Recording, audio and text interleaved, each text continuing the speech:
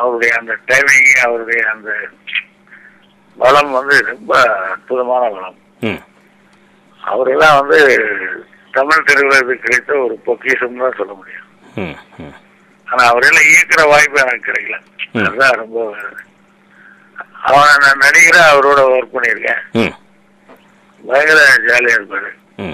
அவரு இந்த சினிமாவில் மட்டும்தான் அந்த ஜோக் அடிக்கிறது இல்லை. அவரு அந்த ஷார்ட் இல்லாத போது கூட அந்த மாதிரி தான் பேசிட்டே இருப்பாரு.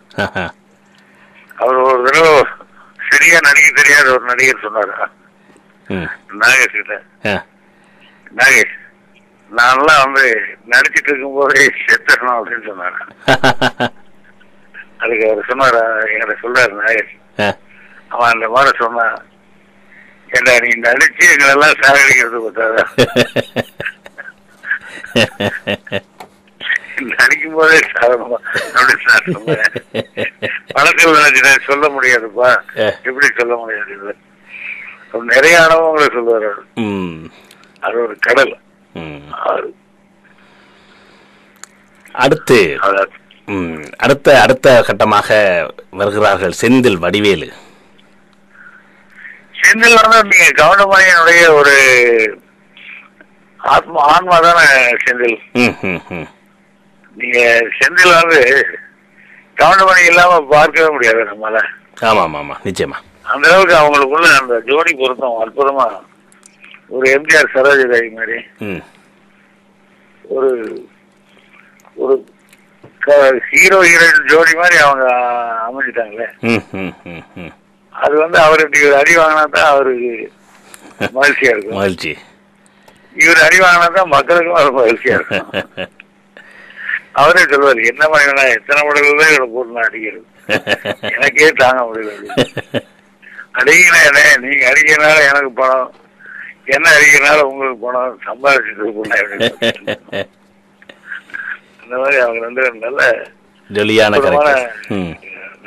ஒரு வெளியான ஒரு இன்னும் கூட இவ்வளவு ஆண்டுகள் ஆனாலும் கூட செந்தில் வந்து இன்னும் அந்த கிராமத்து மனதோடவே இருக்கக்கூடிய ஒரு மனிதன். ரொம்ப மென்மையான மனித உணர்வுகளுடையவர். ரொம்ப நம்ம அடுத்தவங்களுக்கு உதவி செய்யணுங்கிற அந்த மனோபாவம் ரொம்ப ஒரு கிராமத்து மிராஸ்டர் மாதிரியே தான் இருப்பாரு. ரொம்ப அற்புதமான மனிதன். நல்ல கிடைக்கும். அடுத்தது பாரிய அரசியலுக்களை எல்லாம் சிக்கி திளைச்சு கொண்டிருக்கிறார் வடிவேலு. ஒரு காலத்தில் அதாவது கொமெடி திரையுலகை வெகுவாக தன் கையில் வைத்திருந்தவர். அவரோடு நீங்கள் சேர்ந்து நடித்திருக்கிறீர்கள். அந்த அனுபவங்கள் என்ன? வடிவேலு வந்து ஒரு அற்புதமான நகைச்சுவை கலைஞர். ஆனா அவருடைய அரசியல் சம்பந்தமான முடிவுகளை வந்து அவர் தான் தீர்மானிக்கணும். அதை விமர்சனம் பண்ண நான் விரும்பல. ஏன்னா எப்படி என்னுடைய அரசியல் முடிவுகளை வந்து அவர் வந்து தீர்மானிக்க முடியாதோ அதே மாதிரி அவரையும் தீர்மானிக்க முடியாது. ஆனா அவர் வந்து நம்முடைய காசி ஆனந்தன் ஐயாவுடைய பேச்சுகள், நம்ம நாட்டிலிருந்து வர்ற நம்முடைய போராளிகளுடைய பேச்சுகள், மாவீரர் தின உரைகள் எல்லாம் அப்படி போட்டோம்னா பயந்து எந்திரிச்சு ஓடிடுவாரு. அப்புறம் அதெல்லாம் அந்த வண்டியில கார்ல தானே போட்டு கேட்போம். அப்போ ஒரே கூட்டம் கூடிக்கும், எல்லாரும் வந்து கேட்டுருப்பாங்க என் வண்டியில. ஆனா இவர் வந்து அந்த அதெல்லாம் முடிஞ்சதுக்கு அப்புறம் வருவாரு, என்ன இதெல்லாம் போட்டிருக்கீங்க திக்குன்னு அப்படின்னாரு. அந்த மாதிரி அரசியலுக்கு ரொம்ப விலகல் தன்மையில ஒரு மனிதர். அவர் எப்படி இந்த அரசியலுக்குள்ள எவ்வளவு நெருக்கமா வந்தாருங்கிறது எனக்கே ஆச்சரியமான விஷயம். அதோட அவருடைய காமெடி எனக்கு ரொம்ப பிடிக்கும். அதுக்கு பிடிக்காத சில அம்சங்கள் என்னன்னா, கொஞ்சம் இந்த இந்த சிறுநீர் கழிக்கிற மாதிரி காட்சி எல்லாம் படத்துல வைக்கிறது, பயத்துல சிறுநீர் போயிடுறது, அதையெல்லாம் ஒரு பிக்டோரியலா காட்டுறது, அதெல்லாம் கொஞ்சம் அருவருப்பா இருக்கு. இதெல்லாம் மனித வாழ்க்கையில எல்லா சிறுநீர் கழிக்கிறதும் யாருமே இல்லை இல்லைங்களா? அதையெல்லாம் காட்சிப்படுத்த வேண்டிய அவசியம் ஒண்ணு இருக்கு. அதை காட்சிப்படுத்தி தான் மக்களை சிரிக்க வைக்கணும்னா அப்ப நம்ம எங்கேயோ சிரிப்புல பலகீனமா இருக்கணும் தானே தெரியும். நடிகர்கள் நாம் பலகீனமா இருக்கிறோம் அப்படிங்கிற பொருள். அதை நான் தம்பிக்கிட்டவே சொல்லுவேன், ஏனமே அந்த மாதிரி எல்லாம் பண்றேன், நான் எழுதிட்டு வந்துடுறானே, எழுதிட்டு வந்தா பண்ண மாட்டேன்னு சொல்லு, என்ன நீ சொன்னா கேட்க வைக்கிறேன். அவன் வந்து இப்போ ஒரு திருமங்கிகளை வந்து இழிவுபடுத்துற மாதிரி காட்சிகள் நடிக்கணும்னா நான் நடிக்க மாட்டேன். அவங்கள ஆட வச்சு பண்ணாங்கன்னா நான் ஒரு நண்பருடைய படப்பிடிப்புக்கு கூட்டு வந்தாங்க, நான் நடிக்க மாட்டேன்னு சொல்லிட்டேன். அப்புறம் அது வந்து ஏன் அவங்களே இழிவுபடுத்துறீங்க, அவங்க வந்து இந்த இழிவான வாழ்க்கையை தேடிக்கல, பிறப்பால் அவங்களுக்கு அவங்க அந்த நிலைக்கு ஆளாயிருக்காங்க, அதை போய் நாம கேவலப்படுத்தக்கூடாது. அதே மாதிரி ஒரு உடல் ஊனமுற்றவங்களை குறைபடுத்துறது இதெல்லாம் நமக்கு பிடிக்காது. அப்பட்டு அவங்க வந்து இதை நம்பி இருக்காங்க, வருமானம் போகுறாங்க. சரி 10 பேருக்கு எவ்வளவு சம்பளம் கொடுப்பீங்களோ அதை நான் கொடுக்குறேன்ட்டு என் பாக்கெட்ல இருந்து எடுத்து கொடுக்குறேன். உங்களுக்கு என்ன வருமானம் போச்சுன்னு தான் நினைக்கிறீங்க, இனிமேல் சினிமாவுக்குள்ள வராதிங்க போங்க அப்படின்னு சொல்லி ஆரம்பிச்சேன். அந்த மாதிரி செய்ய முடியும், நம்மளால நிச்சயமா செய்ய முடியும்.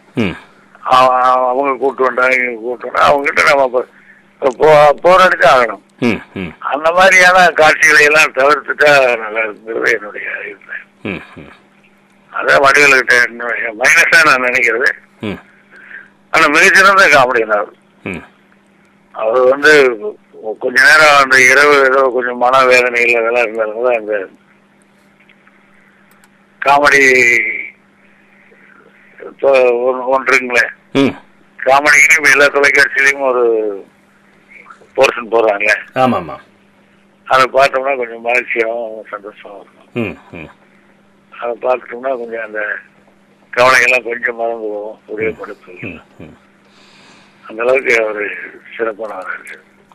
அதே மாதிரி விவேகிட்டவும் நான் சொல்றது வந்து அந்த பெண்களை இழிவுபடுத்துற மாதிரி, பெண்களின் உடலட்சி காண கருவிகளா விமர்சனம் பண்றது அதெல்லாம் கொஞ்சம் தவறுதுங்க. ஏன்னா நம்ம எத்தனையோ சமூக பிரச்சனைகள்லாம் நாம சொல்றோம், அதுல இதெல்லாம் வரும்போது நமக்கு அது மக்களுக்கு நீங்க இந்த 2வது விஷயம் தான் போய் பழையர்னு சேரு இளைஞர்களுக்கு. பெண்களை கேள்வி பண்றதும், பெண்களை விமர்சனம் பண்றதும், பெண்களுடைய உடல் கூறுகளை விமர்சனம் பண்றதும் தான் போய் சேருங்க தவிர அப்புறம் அந்த சமூக கருத்துக்கள் எல்லாம் அப்புறம் போய் சேராது. அவன் அதை கேட்க மாட்டான், அவனுடைய வயது அப்படி. அதை சொல்லியிருக்கேன், அவங்க எல்லாம் இனிமேல் அதை கடைபிடிப்பான்னு நம்புறேன். காலம் தான் போயிடுச்சு. நீங்க இந்த விஷயத்துல சொன்ன விஷயத்தை வச்சுக்கொண்டு ஒரு கேள்வி கேட்கலாம் நினைக்கிறேன்னு சொன்னால், அதாவது தென்னிந்திய திரையுலகில நீங்க சொன்ன ஏராளமான மைனஸ் பாயிண்ட் என்று சொல்ற விடயங்கள் நகைச்சுவைகள்ல மட்டுமில்லை, கருத்தியல் சார்ந்தும் பல படங்கள்ல வந்து கொண்டிருக்குது.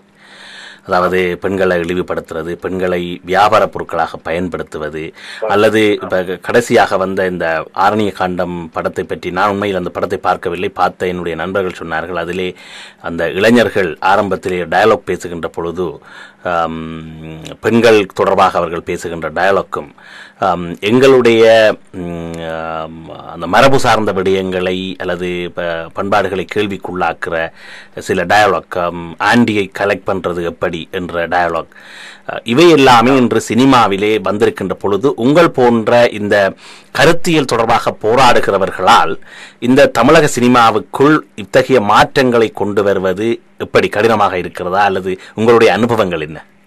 இல்லைங்க, 2 விஷயம். நாம வந்து நம்முடைய திரைப்படங்கள்ல அது வராமல் பார்த்துக்கொள்ளணும். நம்முடைய நண்பர்கள் நம்ம சொல் பேச்சு கேட்கக்கூடியவர்கள் பண்றவங்கள செய்யாதீங்க சொல்லணும். இப்ப என்னன்னா சமூக அமைப்பிலேயே ஊடகத்துறையிலே ஆகட்டும், திரைப்படத்துறையிலே ஆகட்டும், இப்ப வந்து அந்தோனியா கிராம்சி சொன்ன மாதிரி மேல் கட்டுமானத்திலேயே ஒரு மாபெரும் போராட்டத்தை நாம் நடத்த வேண்டியது இருக்கு. ஒடுக்கப்படுற மக்களை வந்து திசை திருப்பதற்காக ஒடுக்குகிறவர்கள் இந்த ஊடக சர்வாதிகாரத்தை கையில் எடுத்துட்டு அதில் மோசமான கலாச்சார பரிவர்த்தனைய கொண்டு வர்றாங்க. அப்ப அந்த கலாச்சாரம் வரும்போது என்ன ஆகுதுன்னா அதைத்தான் பார்க்க வேண்டியதா இருக்கு. ஒரு தொலைக்காட்சி பெட்டி திறந்தால் நல்ல அம்சங்கள் இல்லை, 10% குறைவா தான் இருக்கு. அப்ப 95 விழுக்காடு வந்து இந்த மாதிரியான காட்சிகள், இந்த மாதிரியான அசைவுகள் இருந்து முதலில் இதை பார்ப்பதற்கு கூச்சப்பட்டவங்க அப்புறம் பெரியவங்க இருக்காங்களேன்னு சின்னவங்க பார்க்க மாட்டாங்க, சின்னவங்க இருக்காங்களேன்னு பெரியவங்க பார்க்க மாட்டாங்க. நிலையெல்லாம் போய் இப்ப குடும்பமே உட்கார்ந்து மொத்த குடும்பமும் அந்த அசைவுகளை பார்க்கிற ஒரு நிலைமைக்கு வந்துட்டாங்க.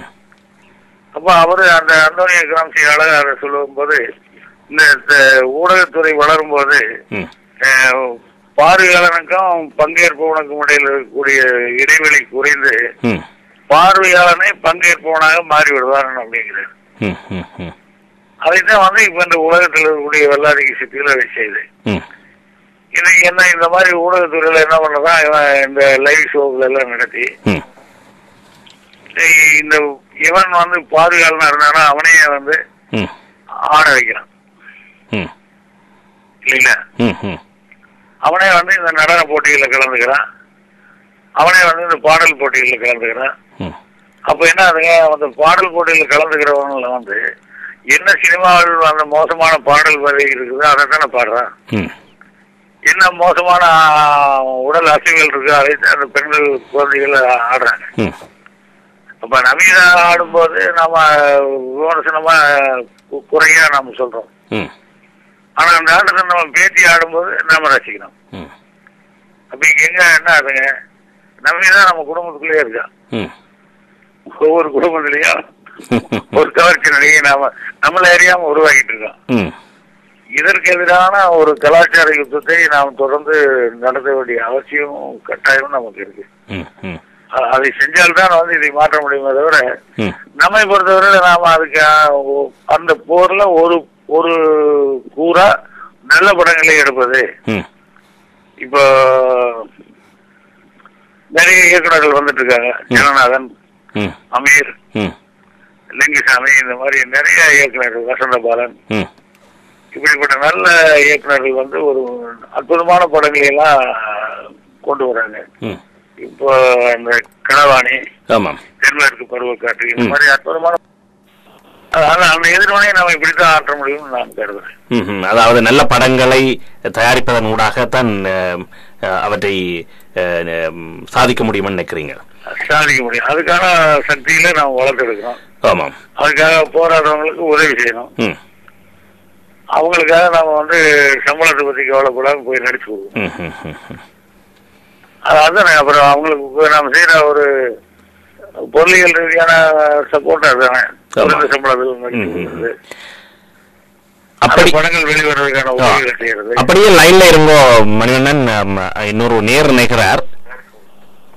ஹலோ திருபுவன ஐயா அவர்களே, இயக்குனர் மணிவண்ணன் அவர்களே, இரண்டு நன்றி கலந்த வணக்கத்தை தெரிவித்துக் கொள்கின்றேன். செல்லம் அவர்களே, உங்களோட வானொலி ஒரு கால் குறையுங்கள் என்று அந்த வானொலியினுடைய சத்தம் மீண்டு வருகின்ற பொழுது கேட்க முடியாமல் இருக்கிறது. கொஞ்சம் இப்ப சரியா இருக்கிறது. நன்றி. சொல்லுங்க செல்லம், கேளுங்க. இயக்குனர் அவர்களே, உங்களோடு பேசுவதற்கு மகிழ்ச்சி அடைகிறேன். ஏனென்றால் ஒரு அருமையான ஒரு கருத்தினை நீங்க வெளியிட்டு இருந்தீர்கள். கலைஞன் வேறு, நடிகன் வேறு என்பது, ஆர்டிஸ்ட் ஆக்டர் என்று சொல்லி இருந்தீர்கள். அது அருமையான கருத்து. ஆர்டிஸ்டுக்குள்ளே பல நடிகர்கள் உள்ளடங்கி இருக்கிறார்கள். அந்த கருத்தை மிகவும் நான் போட்டுகின்றேன். ஒன்று, ஒரு செய்தியை உங்களுக்கு சொல்ல வேண்டும். உங்களோடு தொடர்பு கொள்வதில் மிக பெருமையாக இருக்கிறது. என்னவென்றால், ஒரு இன உணர்வுள்ள ஒரு பெரிய கலைஞர், அதே சமயத்துல பகுத்தறிவுள்ள ஒரு பெரிய நடிகர், இந்த இரண்டும் சேர்ந்த ஒரு பெரிய கலைஞர் என்ற வகையிலே நான் பார்க்கிறேன். அதுல ஒரு கருத்தை உங்களிடம் கேட்பதற்காக, அது வந்து உங்கள் மூலமாக சமூகத்திற்கு விதைப்பதற்காகவே இதை சொல்ல வேண்டியது இருக்கிறது. இயல், இசை, நாடகம் என்கின்ற 3 அமைப்புகள் தமிழிலே பல ஆயிரக்கணக்கான காலங்களாக இருந்து வருகிறது. அதுல 3க்கும் சம மதிப்பு பழங்காலத்தில் இருந்தது.